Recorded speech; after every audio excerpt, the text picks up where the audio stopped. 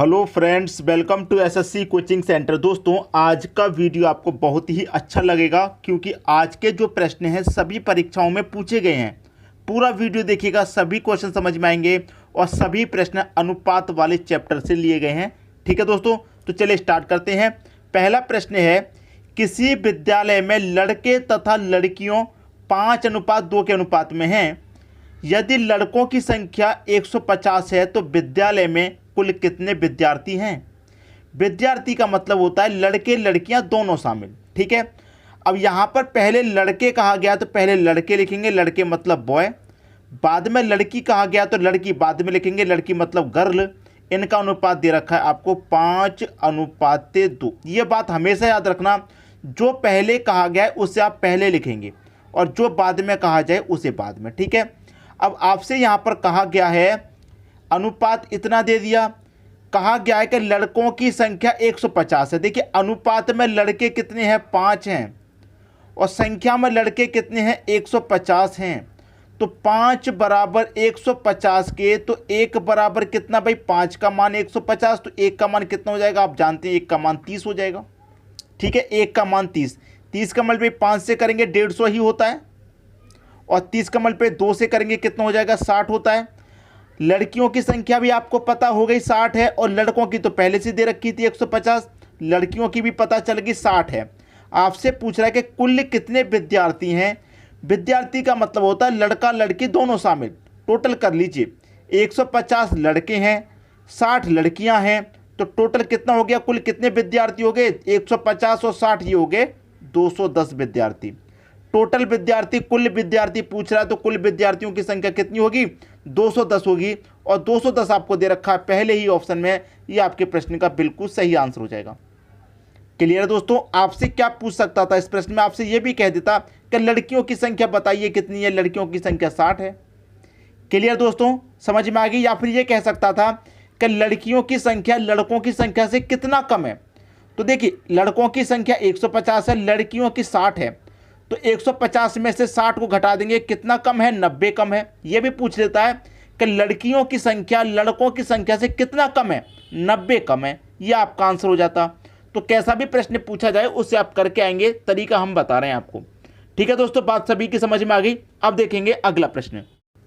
अगला प्रश्न है, एक दुकान में गणित, अंग्रेजी तथा विज्ञान की पुस्तकों का अनुपात इतना है। किस किस का, गणित का, गणित मतलब मैथ, फिर अंग्रेजी, अंग्रेजी मतलब इंग्लिश, फिर विज्ञान, विज्ञान मतलब साइंस। इनका अनुपात आपको कितना दे रखा है, 5:12:7। 5:12:7। मैथ का अनुपात 5 हो गया, इंग्लिश का अनुपात 12, साइंस का अनुपात 7 हो गया। ठीक है, यदि दुकान में 140 विज्ञान की पुस्तक हैं, 140 किसकी पुस्तक है, विज्ञान की, विज्ञान मतलब साइंस की, और साइंस का अनुपात कितना है दोस्तों, 7 है। तो अनुपात में 7 है विज्ञान, और संख्या में विज्ञान 140 है, तो 7 बराबर 140 के, तो 1 बराबर कितना हो जाएगा, 1 बराबर 20 के हो जाएगा। भाई 7 का मान 140 है तो 1 का मान 20 हो जाएगा। 20 का मल्टीप्लाई, देखिए 1 का मान पता चल गया, अब सब कुछ पता चल जाएगा। 1 का मान कितना है, 20, 20 का मल्टीप्लाई 7 से करेंगे 140 होता है, 20 का मल्टीप्लाई 12 से करेंगे 240 होता है, और 20 का मल्टीप्लाई 5 से करेंगे तो 100 होता है। आपसे पूछा क्या है, पूछा है अंग्रेजी के पुस्तकों की संख्या कितनी है। अंग्रेजी मतलब इंग्लिश के पुस्तकों की, तो इंग्लिश की पुस्तकों की संख्या 240 है। सी ऑप्शन हो जाएगा सही आंसर आपके प्रश्न का। तो मैं उम्मीद करूंगा कि सभी को प्रश्न यहां पर समझ में आ गया है, किसी को भी प्रश्न में कोई भी समस्या नहीं होगी। ठीक है, अब देखेंगे अगला प्रश्न। अगला प्रश्न है, ए, बी तथा सी के मासिक वेतन का अनुपात 2-3-4 है। बी तथा सी का कुल वेतन 14,000 है। ए से बी का वेतन कितने प्रतिशत अधिक है। बहुत अच्छा प्रश्न है दोस्तों। आपके पास 3 व्यक्ति हैं, ए, बी और सी। तीनों का अनुपात आपको कितना दे रखा है, 2-3-4। 2, 3 और 4, ये आपको अनुपात है। आपसे कह रहा है बी तथा सी का कुल वेतन 14,000 है। बी और सी का वेतन 14,000 है। बी प्लस सी दोनों का वेतन कितना है दोस्तों, 14,000। ठीक है, दोनों का, बी का और सी का दोनों का योग है वेतन का 14,000, तो इनका अनुपात का योग भी कर लो। जब अनुपात का योग कर लेंगे तो ये इनका जो वेतन है उनके योग के बराबर होगा। वेतन कितना है बी और सी का 14,000 और अनुपात में कितना है 3 और 4 7, तो इस काम करेंगे, वेतन के योग में अनुपात के योग से डिवाइड कर लेंगे। 7 दूने का 14, 1 2 3 0। क्लियर है? चाहे ऐसे कर लो, बी और सी का अनुपात का योग करेंगे, 3 और 4 कितना हो जाएगा 7, तो 7 बराबर कितने के भाई 14,000 के, 7 बराबर 14,000 के, तो 1 बराबर कितने के, 1 बराबर आपका 2,000 के। ऐसे मैं पहले भी प्रश्नों में करा रहा था, तो कुछ बच्चों को समझ में आ गया अब के डिवाइड कैसे कर दिया। कन्फ्यूजन बिल्कुल भी मत हुई है, चाहे ऐसे समझ लो चाहे ऐसा, तरीका वही है। 1 का मान 2,000, 1 का मान 2,000, तो 4 का मान कितना, 4 का मान 8,000, 3 का मान 6,000 और 2 का मान 4,000। क्लियर? अब आपसे प्रश्न में क्या पूछ रहा है, ए से बी का वेतन कितने प्रतिशत अधिक है।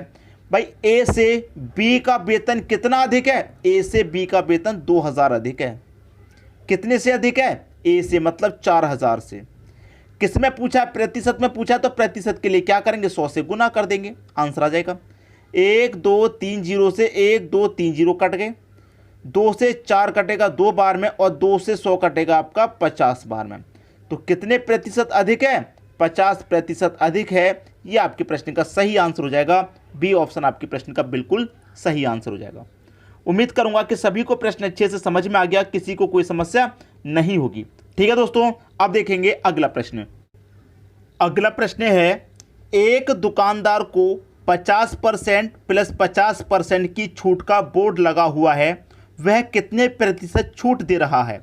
अब बहुत से बच्चे कहेंगे 50% की 2 छूट दे दी, तो ये छूट तो 100% हो गई, पहला ऑप्शन सही कर देंगे। बहुत सारे बच्चे गलत हो जाएगा, ये 50-50 की 2 छूट हो गई तो 100% छूट हो गई, ऐसा मत सोचिए।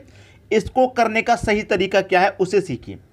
ठीक है दोस्तों, तो देखिए सही तरीका है, कभी भी आपसे प्रतिशत छूट या प्रतिशत कमी पूछी जाए, प्रतिशत छूट या कमी पूछी जाए, एक ही तरीका है। देखिए ए प्लस बी प्लस का ए बी बट्टा 100। अब प्लस है यहाँ पर, तो यहाँ पर छूट वाला प्रश्न है तो माइनस आ जाएगा। देखिए ए का मतलब पहले वाली वैल्यू, बी का मतलब दूसरी वाली वैल्यू। अब वो यहाँ पर क्या कह रहा है, 50% की छूट दी उसने, तो छूट का मतलब क्या होता है, माइनस। ठीक है, फिर दूसरी छूट दी 50% की, भाई छूट का मतलब माइनस, और माइनस माइनस क्या होता है, प्लस होता है। ठीक है, ए आपका कितना भाई 50 है, सीधा सीधा। बी भी आपका 50 है, बट्टे में 100 है। 0 से 0 गया, 0 से 0, 5 गुना 5 25 हो जाएगा। माइनस का 50 माइनस का 50 माइनस का 100 और ये प्लस का 25। 100 में से 25 घटेगा तो माइनस का 75 आएगा, और माइनस का 75 आने का मतलब है कि 75% की छूट दी जा रही है। कमी 75% की है, 100% की बिल्कुल भी नहीं है। अगर आप ये सोच रहे हैं कि 50 और 50 100 हो जाएगा तो आप गलत सोच रहे हैं। जो छूट है वो 75% की है, माइनस का मतलब क्या है, छूट है 75% की। डी ऑप्शन हो जाएगा आपके प्रश्न का बिल्कुल सही आंसर। तो उम्मीद करूंगा सभी को प्रश्न समझ में आ गया, किसी को कोई समस्या नहीं होगी। अब देखेंगे अगला प्रश्न। अगला प्रश्न है, यदि 20 किताबों का क्रय मूल्य 15 किताबों के विक्रय मूल्य के बराबर है तो लाभ हानि प्रतिशत ज्ञात करें। लाभ होगा या हानि होगा ये बता दीजिए। कह रहा है कि 20 किताबों का क्रय मूल्य मतलब कॉस्ट प्राइस बराबर है 15 किताबों के विक्रय मूल्य के। विक्रय मूल्य मतलब सेलिंग प्राइस की। ठीक है, अब देखिए इधर कॉस्ट प्राइस है, अब बराबर के इधर सेलिंग प्राइस है। मैं सेलिंग प्राइस को बराबर के इधर लाऊंगा तो एससीपी के बटे में एसपी आ जाएगा, इधर से इधर आएगा तो ये बटे में आ जाएगा, इधर 15 बचा। अब इस 20 को मैं इधर लेके आऊंगा तो 15 के बटे में 20 आ जाएगा। तो रियल वैल्यू क्या है कि कॉस्ट प्राइस 15 है और सेलिंग प्राइस 20 है, मतलब 15 रुपये की चीज़ 20 रुपये में बेची जाए तो कितने का फ़ायदा, 5 रुपये का फ़ायदा। फ़ायदा या नुकसान कॉस्ट प्राइस पर निकलता है। कॉस्ट प्राइस आपका 15 है, प्रतिशत के लिए क्या करेंगे 100 से मल्टीप्लाई कर देंगे आप। 5 से 15 कटाएंगे 3 बार में और 3 से 100 को कटाएंगे तो कितनी बार में, 33 सही 1/3%।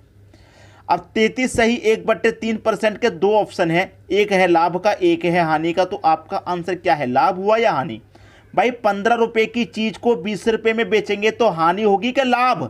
भाई 15 की चीज को 20 में बेचें तो लाभ हो रहा है ना, 5 रुपए का लाभ हो रहा है हमें इस प्रश्न में, तो लाभ आपके सही आंसर हो जाएगा, सी ऑप्शन। क्लियर दोस्तों, सभी को प्रश्न अच्छे से समझ में आ गया, किसी को कोई समस्या यहां पर नहीं होगी। अब देखेंगे अगला प्रश्न। अगला प्रश्न है, कितने समय में कोई धन 10% वार्षिक साधारण ब्याज की दर से अपने का 30% हो जाएगा। कितने समय में 30%। भाई इतना अच्छा प्रश्न है कि बहुत बढ़िया कहूंगा मैं इस प्रश्न को, और इजी भी कहूंगा। क्यों कहूंगा, देखिए 10% की वार्षिक दर है, मतलब एक वर्ष का 10%, ठीक है, एक वर्ष का 10%, फिर दूसरे वर्ष का भी 10%, दूसरे वर्ष का भी 10%, फिर तीसरी वर्ष का भी 10%, फिर 4 वर्ष का, 5 वर्ष का, क्योंकि ब्याज कैसा है, साधारण है। साधारण ब्याज में क्या होता है, प्रत्येक वर्ष आपका जो दर है, वो रेट है, वो समान रहता है। पहले साल भी 10 है, दूसरे भी 10 रहेगा, तीसरे साल भी 10 रहेगा। तो हमसे पूछ रहा है कि 30% हो जाएगा, तो 30% ये कितने में हो रहा है, पहले साल 10, दूसरे साल 10, तीसरे साल 10, कितने वर्ष में हो रहा है 30%, ये हो रहा है 3 वर्ष में 30%। सीधा सीधा प्रश्न है, बी ऑप्शन क्या हो जाएगा, सही आंसर हो जाएगा। क्लियर है, सभी की समझ में बात आ गई। 40% पूछे चाहे 50 पूछे चाहे 60 पूछे, सीधा सीधा करना है, इसमें तो कुछ भी नहीं है, सीधा सीधा करना है। भाई जब एक साल का 10 है तो दूसरे साल का भी 10 होगा, तीसरी का भी 10, 30 हो गया 3 वर्ष में। कितने समय में, भाई 3 वर्ष में हो जाएगा। तो मैं उम्मीद करूंगा कि सभी को प्रश्न अच्छे समझ में आ गया, किसी को भी इस प्रश्न में कोई समस्या नहीं होगी। ठीक है दोस्तों, वीडियो देखने के लिए आपका बहुत बहुत धन्यवाद।